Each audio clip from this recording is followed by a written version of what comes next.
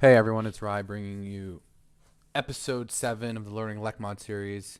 This one is going to focus on tradition build orders, and frankly, this could be applied to a similar thing as Liberty as well. Liberty has a little more intricacies, and their build orders gets a little more clogged.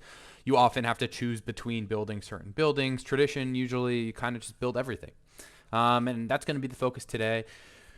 In After we kind of discuss kind of the general idea behind what you're going to be building on tradition, I'm going to go in and I'm going to go to around turn 50, maybe turn 60 of that tradition game that we were playing out earlier, and just show you how that's looking, what happens, how it goes, and whatnot, and kind of what you need to be thinking about when you're playing.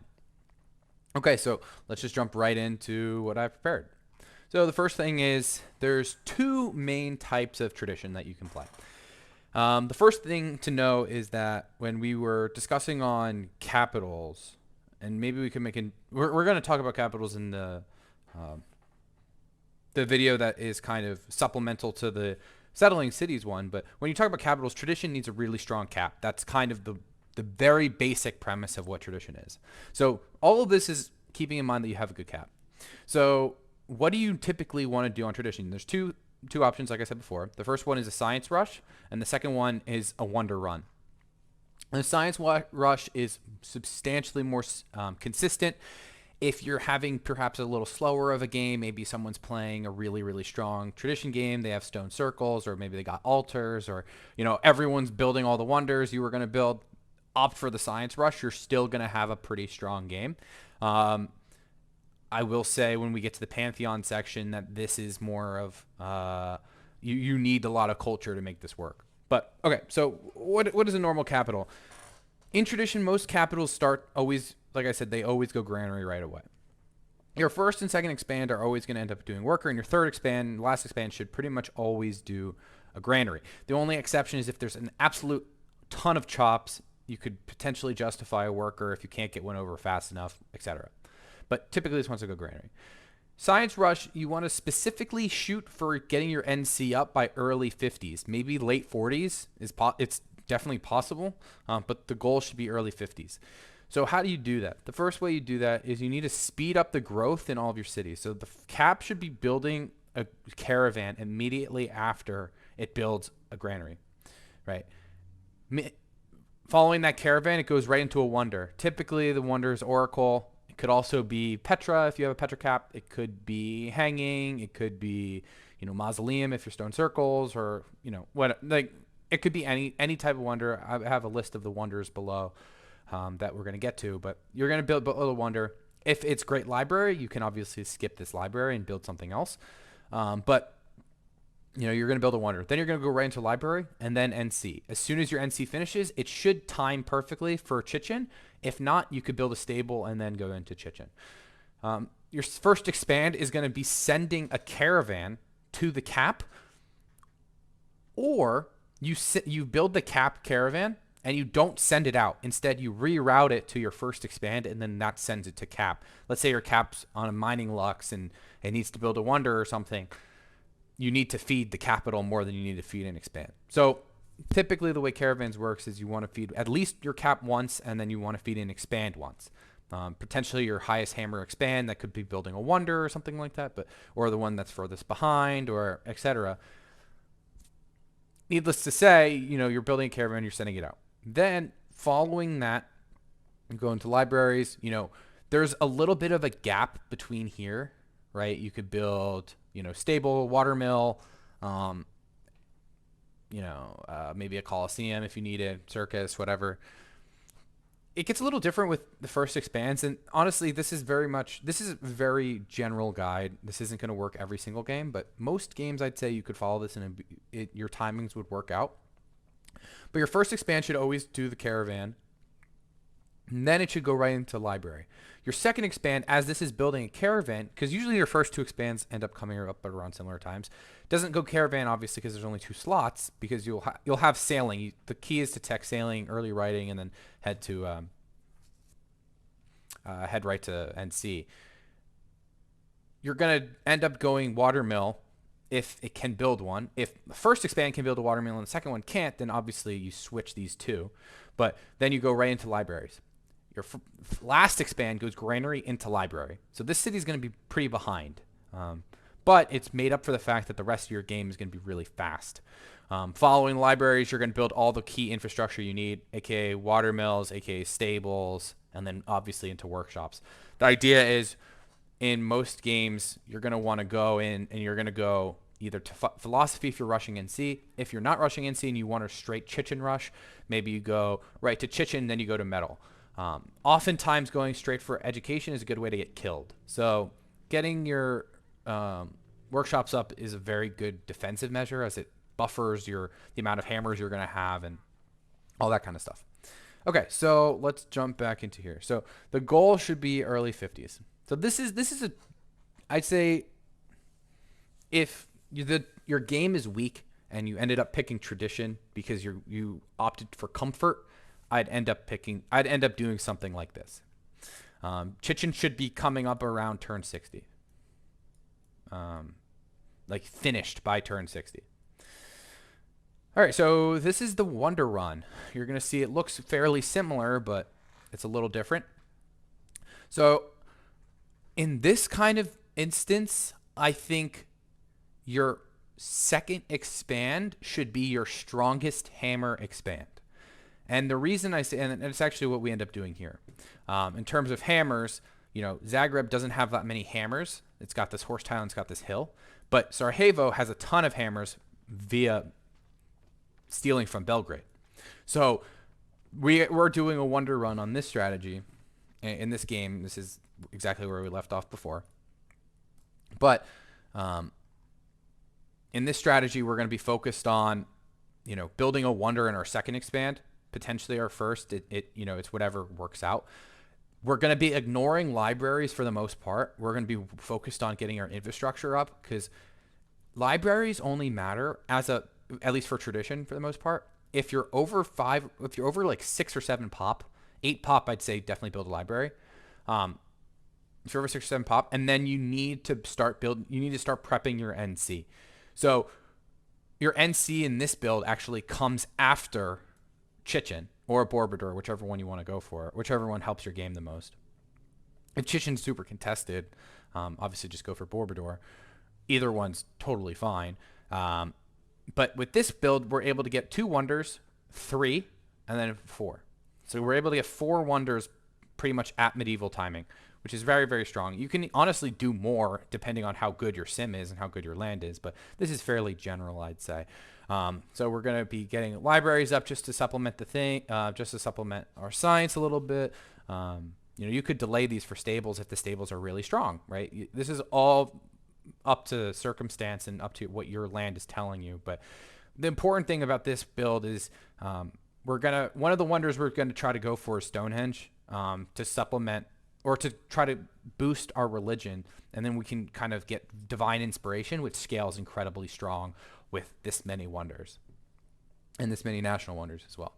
So this is kind of what you should be looking to do when you're having these kind of games, and this is what I'm actually going to be showing you in the next when we switch to the sim part. So what wonders do you go for, right? This is definitely going to be heavily debated in the comments, or I'm definitely going to get a lot of mean messages from people for this, but this is where I'd put the wonder tier list for medieval wonders. And I'd like to caveat by saying the ones with a red asterisk are skewed lower than they are because of how contested they are, right? Hanging is probably one of the most contested early wonders in the game for absolutely no reason. It's really not that much better than Stonehenge. They kind of do similar things, but hanging is far and away more contested. Great Library is the most contested wonder in most games, but it's extremely good, but it's not that good. It's not that crazy. And same for Angkor. And a lot of times in like lower skill lobbies, I see a lot of people like pushing Angkor and doing like a 9-turn Anchor. Anchor shouldn't be considered unless you're doing it in around 5 or 6 turns max. Honestly, I like doing expand Anchors if I have a really strong expand. But the reason, in my opinion, to pick tradition in the first place is because you have a Petra cap or a really strong Petra expand. You have really good potential to get Oracle. Like I'm talking like mid 40s, early 40s, even prior to even late 30 Oracle you can do on certain tradition builds. I'm talking 4 cities. You don't have to go OCC for a late 30 Oracle. You can do 4 or 5 cities and still get it. And then you are more likely to get Chichen unless there's a Liberty player who's going to engineer it with a culture Pantheon. So most of the time you're securing one of these 3 wonders or more than these 3 wonders, maybe all of them in some games. And then you need to supplement it with some of these S and A tier wonders. I think B tier wonders can be very good, right? All wonders are good. Like I need to make this clear. None of these wonders are bad. Just because Parthenon is low doesn't mean you shouldn't build it. In fact, I build Parthenon in almost all of my games because it's just up for whatever reason. People don't value it, but it's actually quite good. Like it's got high base culture and it has a free great work, which helps you scale into like there's 4 base culture on here. And then it gives you a free great work, which is another 2. So that's 6 culture on a single wonder. It's incredibly powerful. This is like, don't take this verbatim. Like I think, Mazo could go up if you have the Stone Circles cap, right? Aya could go up if you have no faith source. Borobudur could be the best wonder in the game for you if you have absolutely no way to spread your religion, but you ended up taking Mandirs or something like that, right?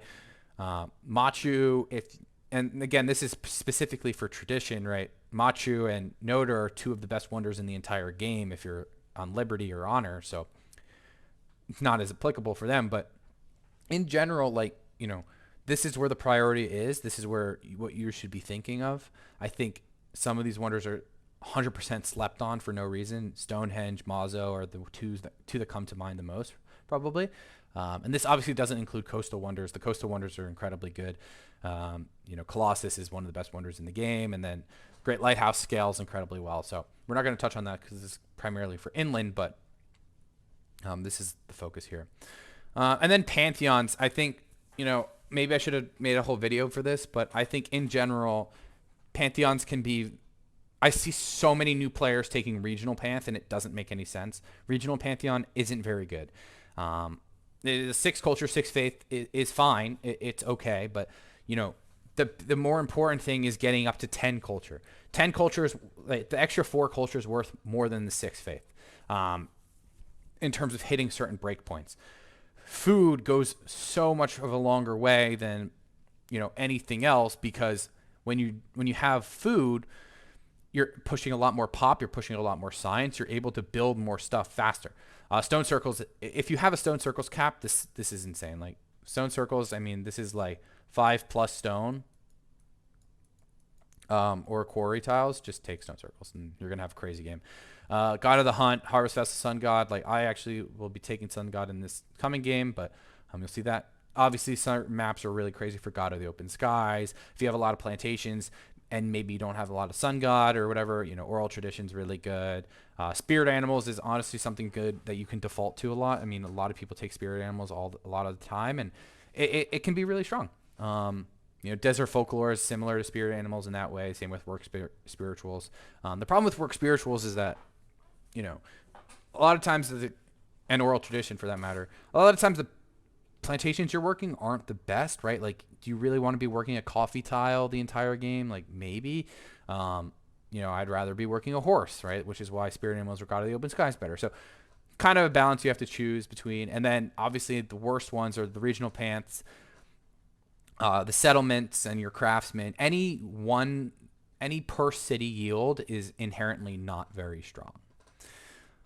So that is Pantheons. This is bid on wonders, and then this is build orders for what you're doing. Obviously, if you don't have a good source of workers, you're going to need to supplement this with more workers. If you went only 1 worker, maybe your first expand does 2 workers, or your cap builds another worker in between, right? This is how you have to adapt in the game, right? I think in the game I'm showing you, I ended up doing 2 workers in my first expand because there was just that many chops, right? So your game has to adapt to what your land is telling you. You can't just take this at face value and do it every time. But Hopefully that makes sense. Okay, so let's just jump right back in. We're going to play this kind of quickly, so don't pay attention as much to the sim aspect, but more so like, what we're doing in terms of what we're building and where our workers are moving, what tiles we're improving. So actually, I mean, you can worry about it for the sim part. So I'm 2 turns off philosophy. I realize that this is going to be 5 turn on Stonehenge from here, or maybe 4. In which case I can get to trapping and I can get to philosophy in time. So I care way more about getting to trapping. Trapping allows me to improve a lot of really, really important tiles. So that's what we're going to do. So I always recommend, if you're having a good game, you should pretty much always be taking aristocracy first, because if you're having a good game, it means you're contesting wonders. So just something to keep in mind. And then let's go into aristocracy.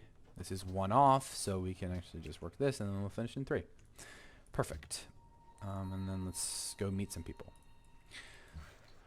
So in general, you can still finish this. Nice.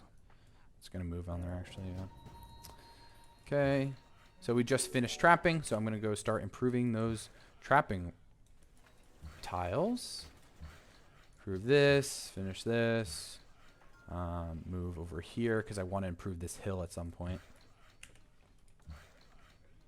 Move up. And then now, this is what I was saying before, we can start one of these wonders.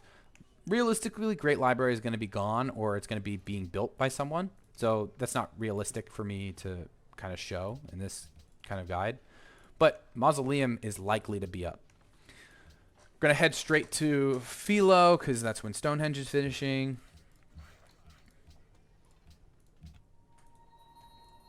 All right.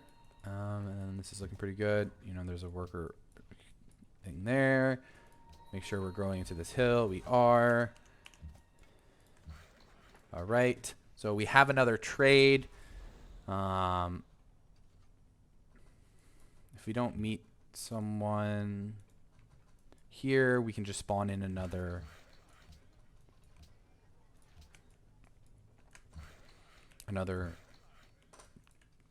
Old Faithful. And then let's actually work this instead. Supplement some of the gold problems we're having. Let's work a mine there. Maybe clear this. This is very much like however you wanna play it. So I'm gonna spawn in an Old Faithful because I don't have a trade. Land, cool. Okay, Stonehenge is finishing. I can kind of move off that.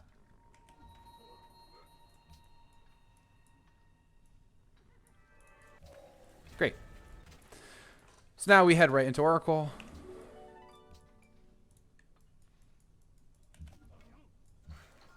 So we have that there. That kind of sucks. I would have much preferred it growed into the stone.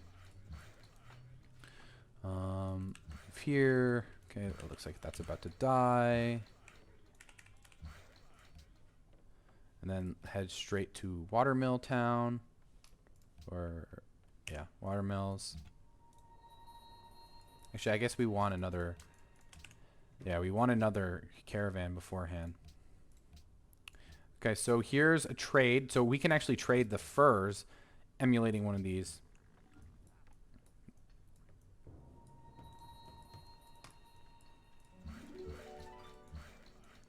All right, move up here. Great. And now, because I don't have the tech, because just of how it worked out, I'm going to start queuing up a library. But as soon as I can build a watermill, I'm going to move off of that. Okay, like I said, we're going to move on to that hill now. And the priority should be, again, I'm going to make a guide on this specifically because it's so important. But the priority should really be on improving tiles that are high value tiles that you're going to be working the entire time, right? So, and then always looking for when you can grow. So for instance, like I'd move these two off and I saw I could grow. So growing we do.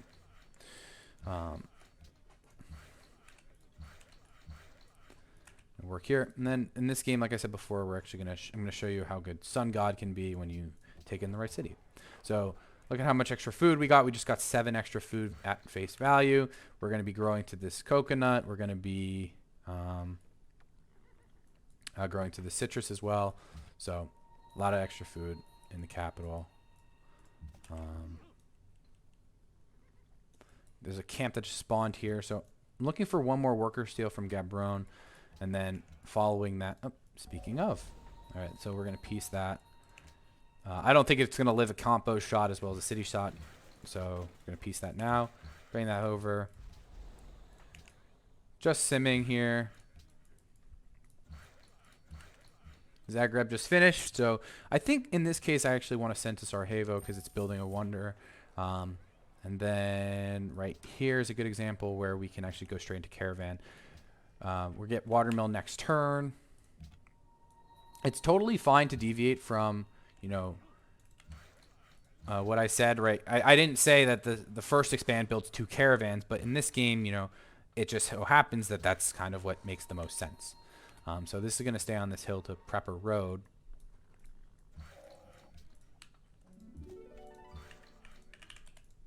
Perfect. This comes down. Nice. All right, and then this should go straight into Watermill. This can improve the iron. And then where are we headed? Well, I think it's fair to say that in most games, hanging would be being built or gone at this point. So let's kind of ignore hanging, but we can definitely contest Petra.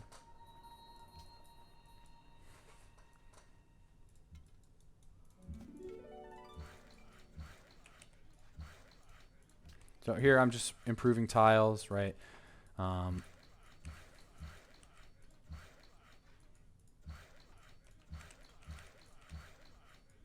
Perfect. Get the roads online.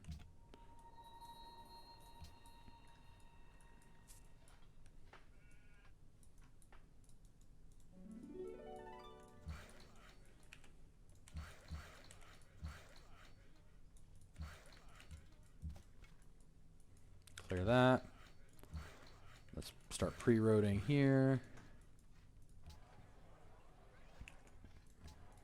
Can work the horse tile in that city.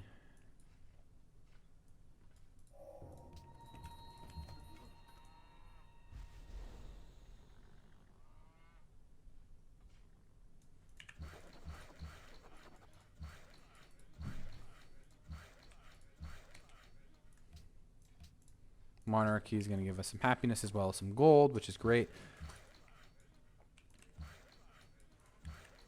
And then road is done there. Road finishes next turn as well. Meet some CS just for money. Right, so none of this should be too surprising based on what we were discussing last time.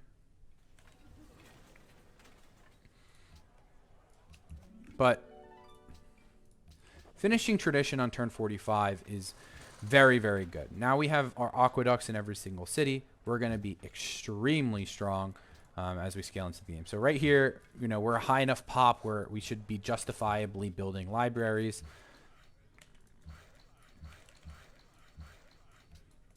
All right, that road's going to finish. This road's finished as well. I'm still trying to meet that last person. But here we're just going to start farming.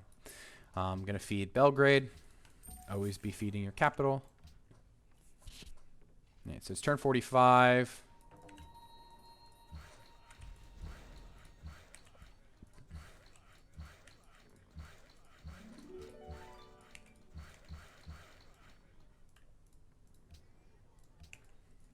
Let's mark that. Actually found all faithful. That's funny. There's Mazo. Okay. So, here we are.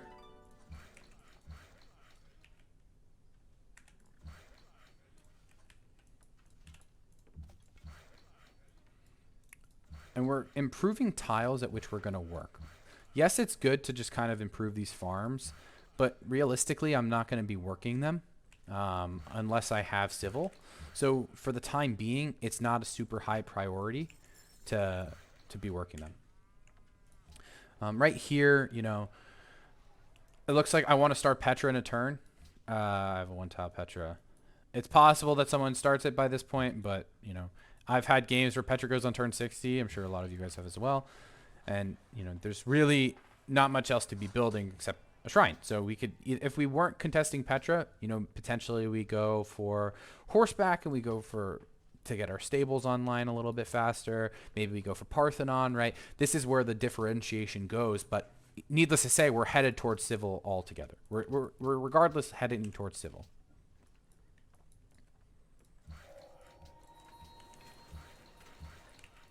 So here we go, 6-turn Petra, that's not bad. And then you'll see me using a lot of hotkeys to do actions a lot faster. I think this is just something you learn when you play a lot. It's just a way to make your gameplay a lot more clean and, you know, more fluid. I'm kind of skipping through these turns pretty fast, but you should kind of get a sense of what I'm doing every turn, where I'm just, you know, reworking tiles as I grow, making sure I'm continuously growing in all of my cities. Let's clear that. All right, so I can't trade with Axum. So here we go on that one. I just lost a deal with this guy.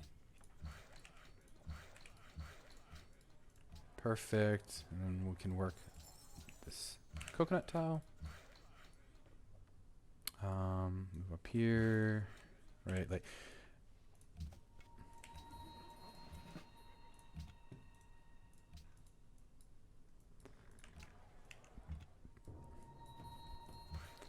so as you can see, Sarajevo has a stable to build, incredibly high value stable in the city, right? We want all of this stuff to kind of line up. Stoneworks is obviously one of the best buildings in the entire game, so you want to get that as soon as possible. But it depends on your land, right? Like, Skopje doesn't need a stable. Frankly, it doesn't need anything. It's got a lot of food because it's on a river and it has coastal tiles. So, you know, you could potentially, and I mean, I'll show you this game, but we could go for a writer's guild in that city. Right here, we want to just keep growing as much as possible. Just grow, grow, grow, grow, grow. We still have one person to meet. So let's try to find them.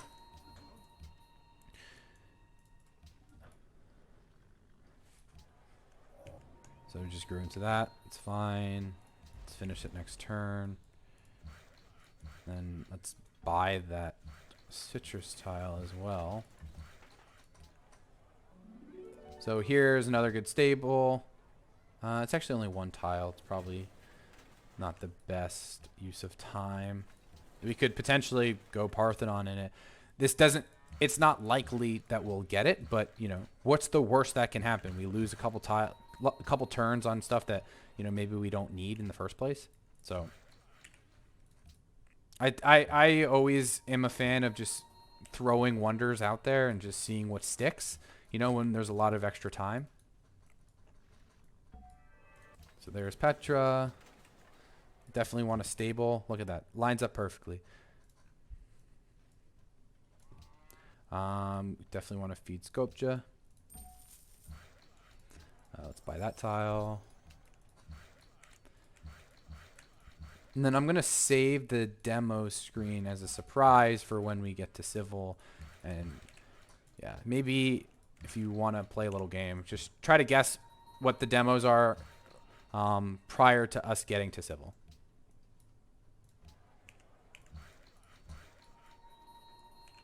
Okay, so I need to go clear that camp.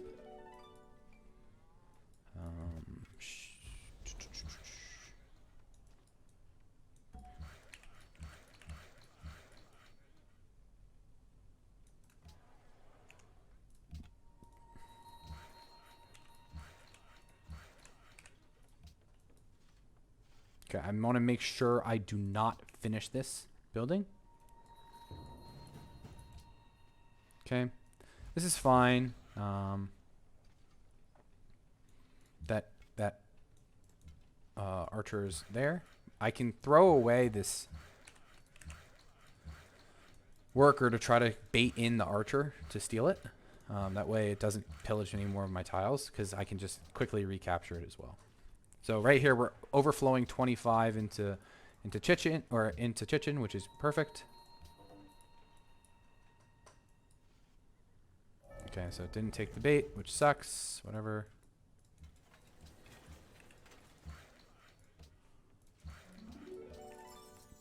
Buy that. And then we can go right into Chichen. Chichen and maybe Huey for fun. Who knows? Okay. So it's turn 56. I said we'd play till 60, so I guess let's do that.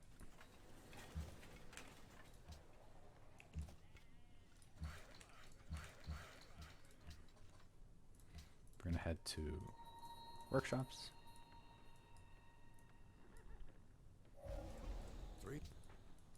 You know, there's no... You know, when people think about policy trees and stuff, oftentimes, you know, you think about what do you want to do after the game? I'm going to have a whole video on this topic because it's incredibly important. I'll just pick aesthetics here so it doesn't change the game in any way.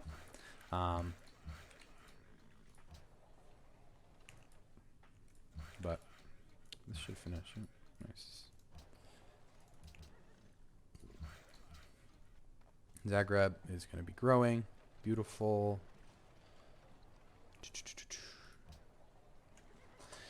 I want to buy that tile. Let's do that. And then I can bait out that worker. Perfect. Let's cut it off.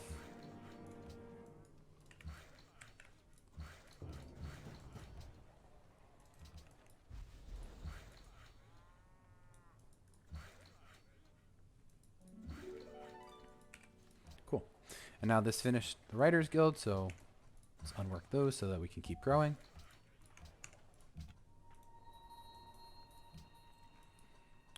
Feed Belgrade again. You know, if this isn't an AI game, I'm looking for my King's Days. I'm looking for CS quests, etc.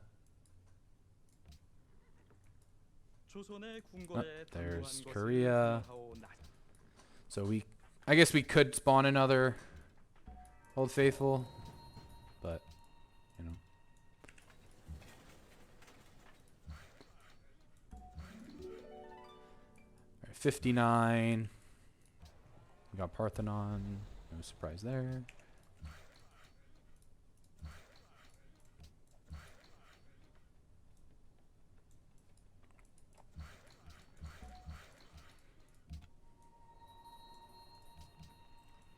And then feed Sarajevo again. We actually have another trade route, so look to build that. Maybe from here. Yerevan.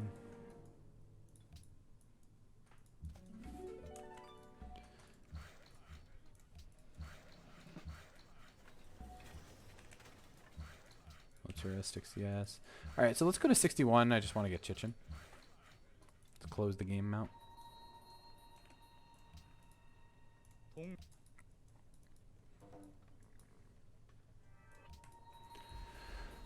Perfect. Alright. So this is a good stopping point, I'd say. At this point, we could build an NC. It's turn 61. We're going to have metal on 63, and then we're going to be able to tech rights education. In terms of wonders, we got Chichen Oracle, Petra, Stonehenge, Parthenon, Mazo, and we're building Huey. And I don't think any of these are like unrealistic at all. In fact, I think they're all very realistic. I think in a normal game you would expect to get, you wouldn't expect, but it's a high likelihood that you could get it this turn. we have a lot of our core infrastructure down. We have our Writers Guild up.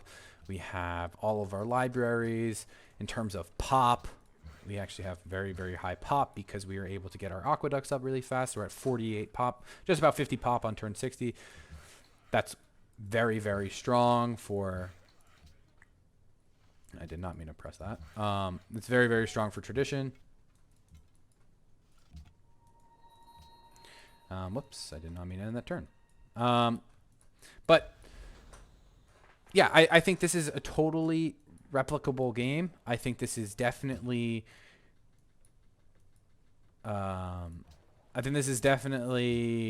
representative of a normal, like a fairly standard tradition game that you could have. Maybe one where it's going quite well, maybe one where you high roll a bit, but nothing is out of the ordinary. So let's look at demos. So we're at 90 hammers, about 170 food. Yeah, just, very, very, very strong overall. I think, by turn 62, once we get our workshops up by maybe 67, our hammers are going to be substantially higher. So it kind of it all starts from here. It all starts from settling fast. It all starts from prioritizing the right wonders. It all starts from, 90 actually. It all starts from, having a strong idea of what you want to do in the game and how to settle your cities properly. And, if you play out to turn 50, I think if you're able to hit around the same timings I did, or, have about the same demographics, maybe I can load in. Yeah, let's load in what my demos were on turn 50, just so I can put a, just give you something to reference as you play your single player games. So it's about 112 food, 64 hammers by turn 50. Yeah, so I'd say, again, this is fairly normal and fairly reasonable for a normal game. So yeah, let me know if you have any questions. Hopefully this has been helpful. Hopefully you guys have learned some stuff. And stay tuned for episode 8, where we are going to kind of cover a little bit more in depth about what to do in the mid game, how to transition from this really strong start into something meaningful. We'll make something on secondary policies. I think that episode is going to be pretty challenging to make as well, because the game theory aspect of Civ 5 starts kicking in much more in the mid game and late game than prior. So yeah, so stay tuned for that. Thanks, everyone.